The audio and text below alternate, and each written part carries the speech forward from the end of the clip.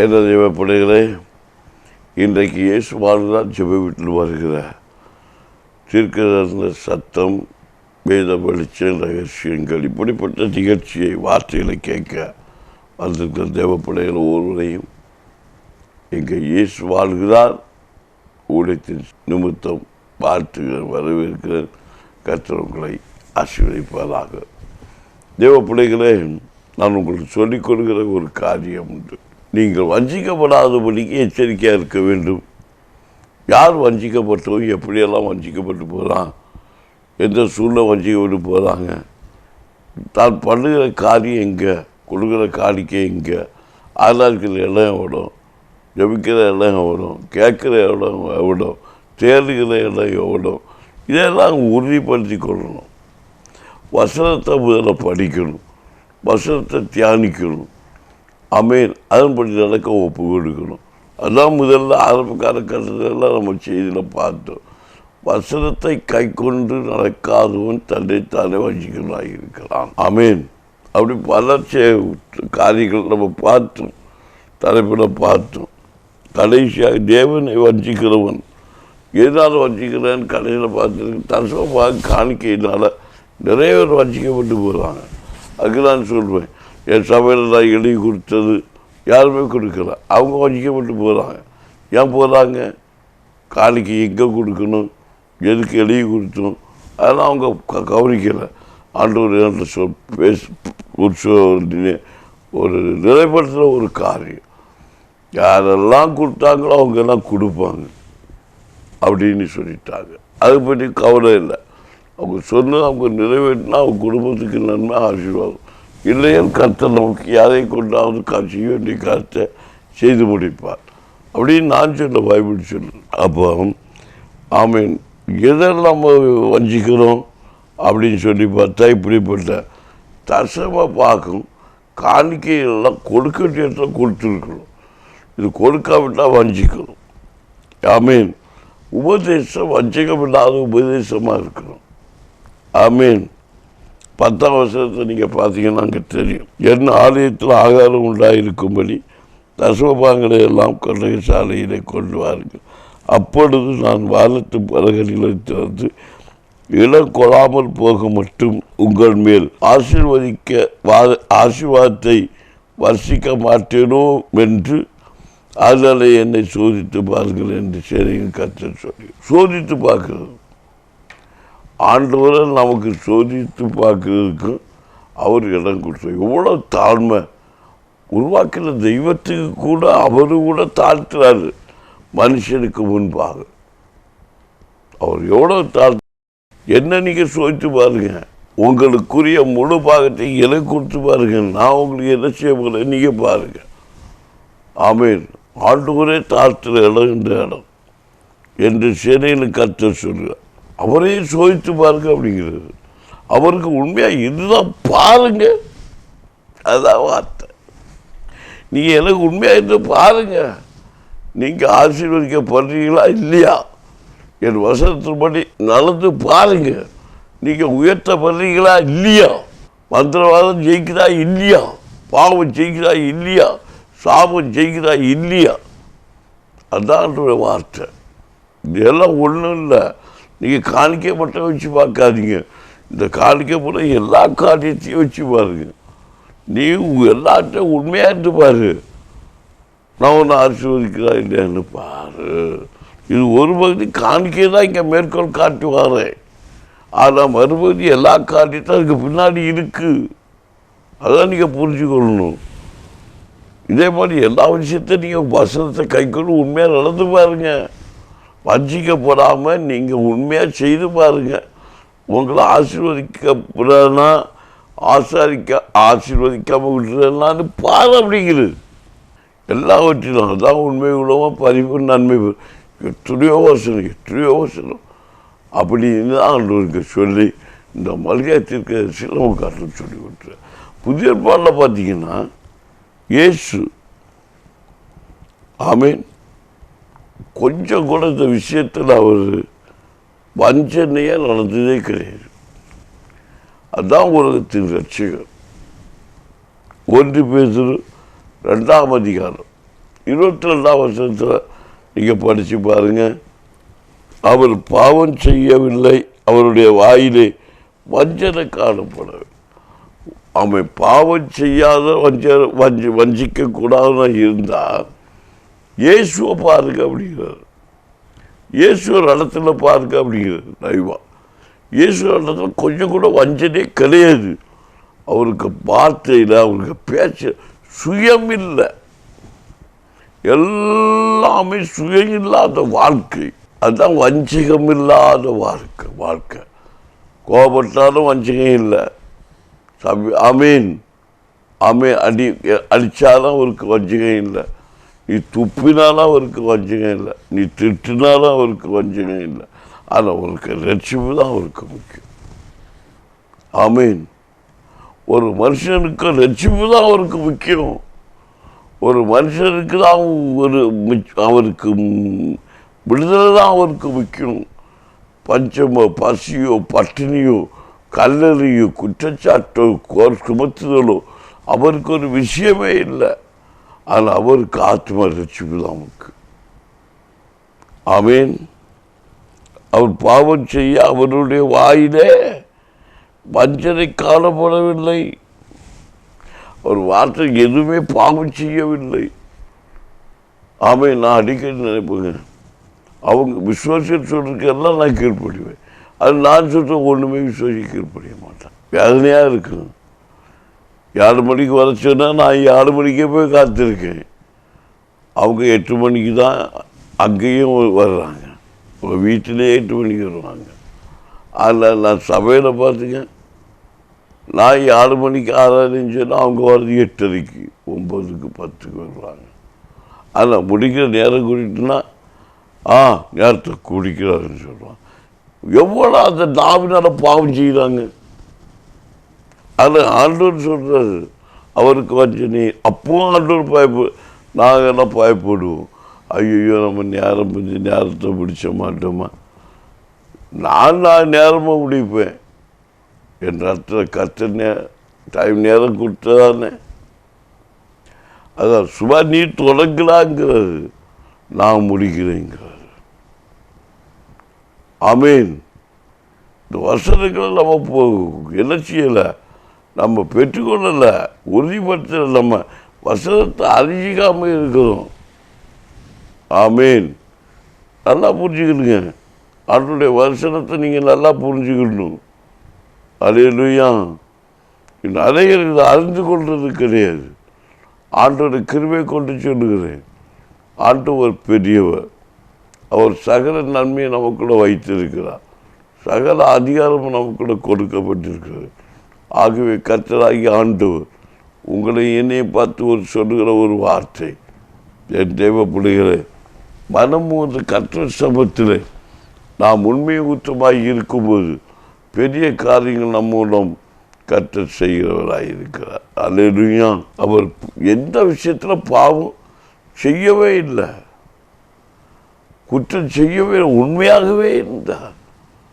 ஆமீன். எல்லாவற்றிலும் தன் நாவிலும் வார்த்தையிலும் ஆமேன் ஆமேன் நான் குறை உள்ளவன் என்று நான் தான் நீதிமான் என்று அவர் சொல்லிக்கொள்ளவே இல்லை.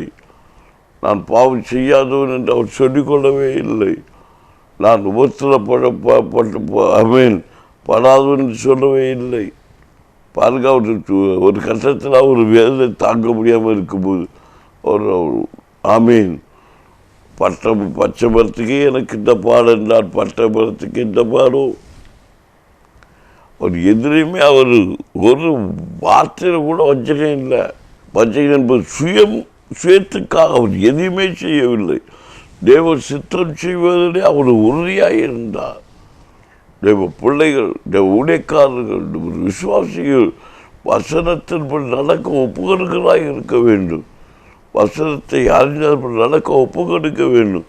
காணிக்கையானாலும் சரி, ஜபமானாலும் சரி, அவை தன்னுடைய நாவினால் கூறுகிற வார்த்தைகளானாலும் சரி, நண்பர்கிட்ட பேசுகிற வார்த்தையானாலும் சரி, இல்லை ஊழியக்காரர்களோட பேசுகிற வார்த்தையானாலும் சரி, எந்த காரியமானாலும் உண்மையாக இருக்கும்போது அவன் வஞ்சியாமை நம்ம காத்து இருக்கும்போது நம்மை வழிநடத்துகிற ஒரு கர்த்தர். இன்னைக்கு நம்ம தான் எல்லா வார்த்தையிலும் வஞ்சிக்கப்பட்டு போகிறோம். நம்ம எல்லாம் பிரிக்கப்பட்டு போயிருக்கு. ஆமேன் ஆமேன். பாவமே செய்யலை அப்படின்னு சொல்லிடுறோம். நான் என்ன பாவம் செஞ்சேன் அவர்கிட்ட கேள்வி கேட்குறது. ஆண்டவரை ஆராதிக்க நேரத்தில் ஆராதிக்க போனால் பாவம், ஜபிக்க வேண்டிய நேரத்தில் ஜபிக்காமல் போனால் பாவம், துதிக்க வேண்டிய இடத்துல துதிக்காமல் போனால் பாவம், கொடுக்க வேண்டிய இடத்துல கொடுக்காமல் போனால் பாவம், விசாரிக்க வேண்டிய இடத்துல விசாரிக்காமல் போனால் பாவம். ஆமீன். அப்போ இதெல்லாம் பாவமா? அப்படிப்பட்ட ஒரு கிறிஸ்துவ ஜீவிதம் எனக்கு வேண்டாம். யாருக்கு வாழ்ந்துட்டு போகிறேன்? கண்டிப்பாக தேவனுடைய ராஜ்யத்தை சுதந்திரத்து கொள்ள முடியாதுன்னு தான் பைபிள் சொல்லி. அதில் இவ்விதமாக பார்க்கும்போது கிறிஸ்துடைய வழிகாட்டுதலில் கொஞ்சம் கூட அவருடைய நாவில் அவருடைய வார்த்தை வசனிப்பில் உண்மையிலேயே மீறி நடந்ததில்லை. மாறுபடிக்கு தான் கர்த்தர் நம்மை போதித்து நடத்துகிறார். அதுதான் உண்மை. நம்ம அதை புரியாது இருக்கிறோம். நம்ம கலக்கரிக்கப்பட்டு இருக்கிறோம், நம்ம வேதனைப்பட்டு கொண்டு இருக்கிறோம், நம்ம துக்கப்பட்டு கொண்டு இருக்கிறோம். என்னை கேட்கிற தேவ பிள்ளைகளே, நாம் ஒரு காலம் இப்படிப்பட்ட சூழ்நிலையில் நம்மை விட்டுவிடக்கூடாது, வஞ்சிக்கப்பட்டு இருக்கக்கூடாது.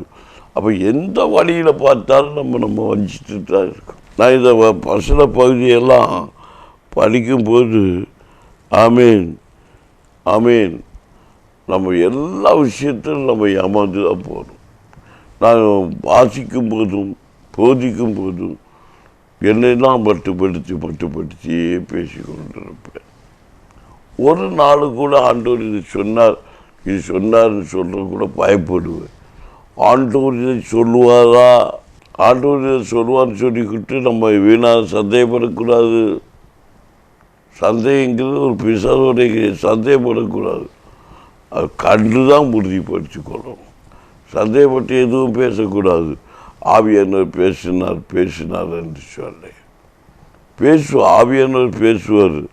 உண்மை உள்ளவர், பேசுகிற தெய்வம்.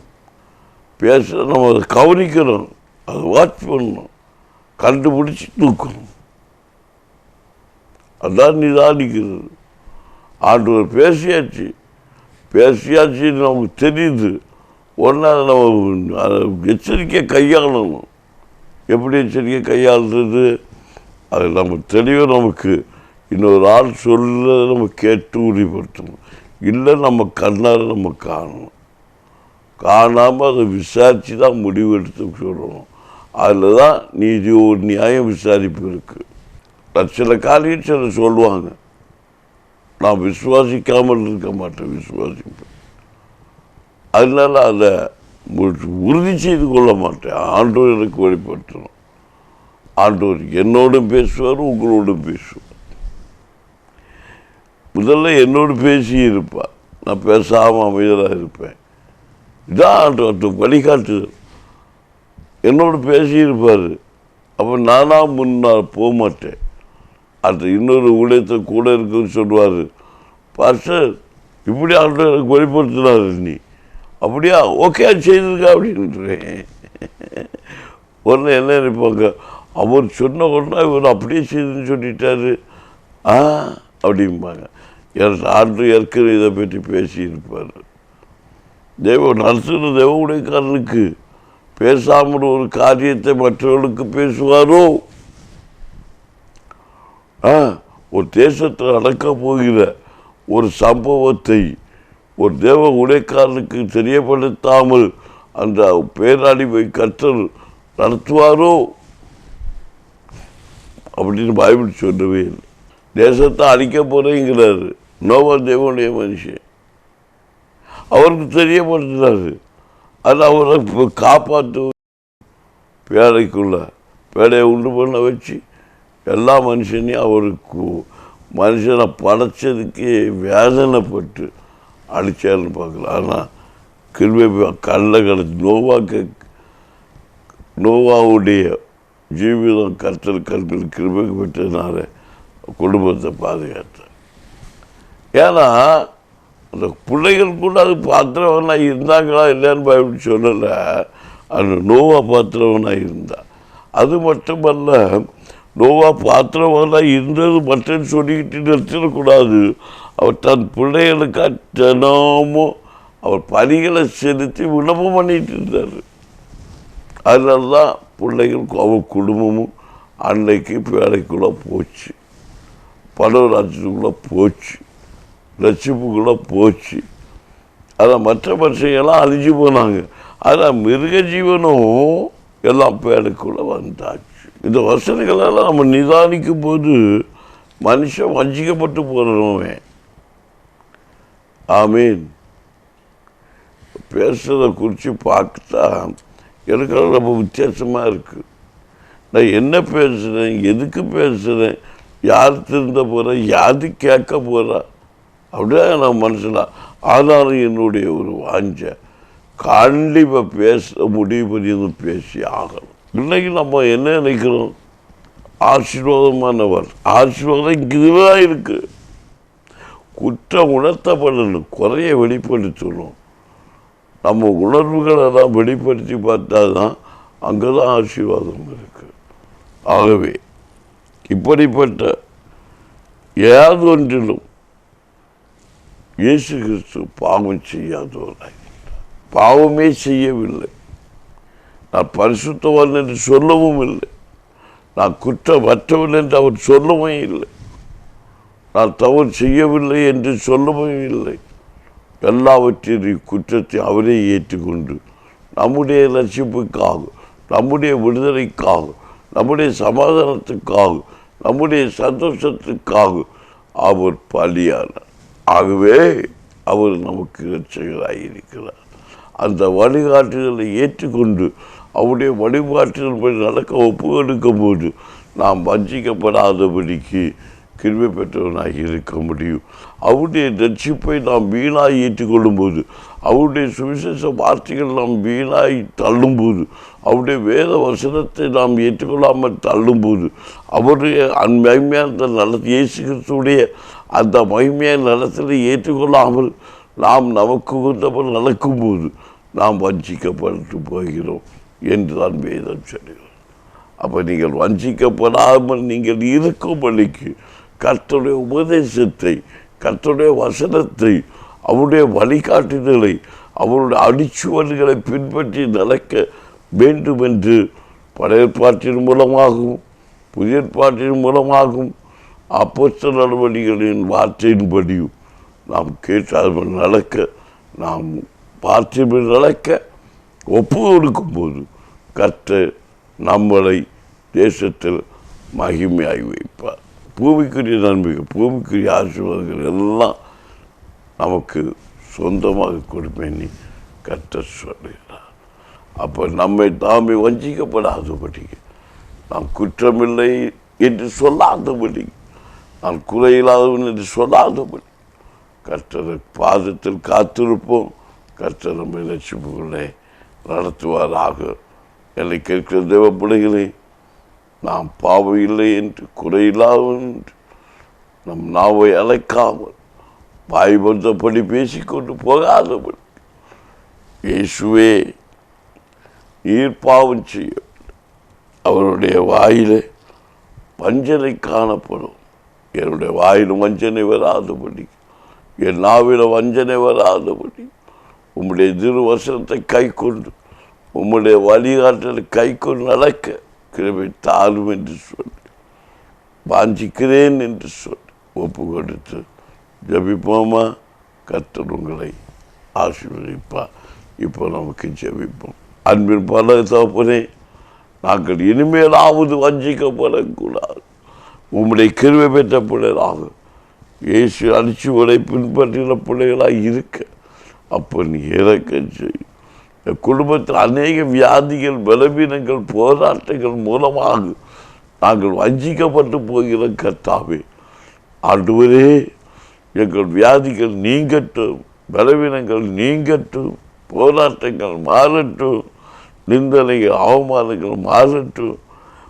கள்ளக்கபடம் இல்லாதபடிக்கு, வஞ்சிக்கிற தன்மை இல்லாதபடிக்கு வஞ்சகம் இல்லாதபடிக்கு, சூதுவாது இல்லாதபடிக்கு, கோலோற்றை இல்லாதபடிக்கு, நிர்விசாரம் இல்லாதபடிக்கு உமக்கு பயந்து உம்முடைய கிருபைக்குள் நடக்கத்தக்கதாக, உம்முடைய வசனத்தை கைக்கொண்டு நடக்கத்தக்கதாக அப்போ நீ இறக்கம் செய்ய வேண்டுமாய் ஜெபிக்கிறேன். இயேசுவே, உம்முடைய மகிமை வெளிப்படட்டும். ஒவ்வொரு வசனங்கள் பரிசுத்தாவின் ஏவினால் உருவாக்கப்பட்ட வேத வசனங்கள் எல்லாம் உங்களுடைய சமத்து ஒரு முத்துக்களாய் இருக்கிறது.